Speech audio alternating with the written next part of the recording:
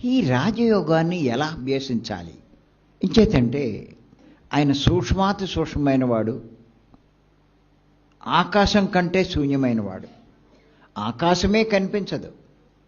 అలాంటి వాడితో కూడి ఉండే మార్గమే పతంజలి మహర్షి బోధించడం జరిగింది.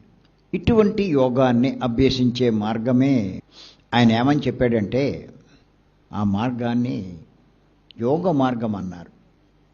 దానికి ఏం చేయాలని చెప్పాడంటే, చిత్త వృత్తులు నిరోధించమన్నాడు ఆయన. చిత్తము యొక్క వృత్తులు నిరోధించమన్నాడు. మరి చిత్తం అంటే ఏంటి?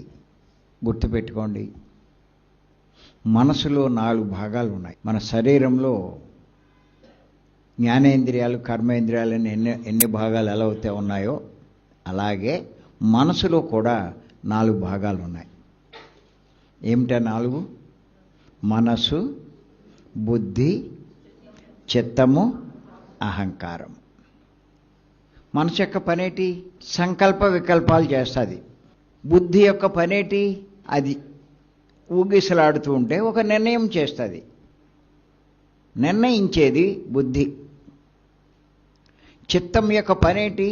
ఖాళీ దొరికితే చాలు చింతన చేస్తూ ఉంటుంది, అంటే ఆలోచిస్తూ ఉంటుంది. ఎవరు? చిత్తం. ఇంకా దానికి ఏ పని లేదు. ఖాళీ దొరికితే చాలు ఏదో ఒకటి చింతిస్తూ ఉంటుంది, ఆలోచిస్తూ ఉంటుంది.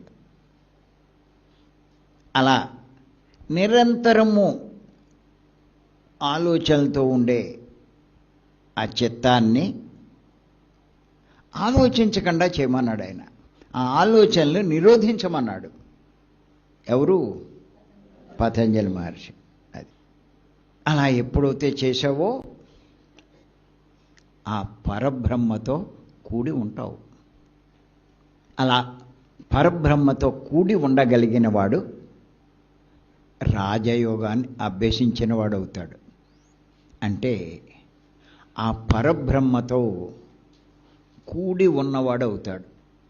వాడికంటే గొప్పవాడు, అదృష్టవంతుడు ఎవడూ లేడు.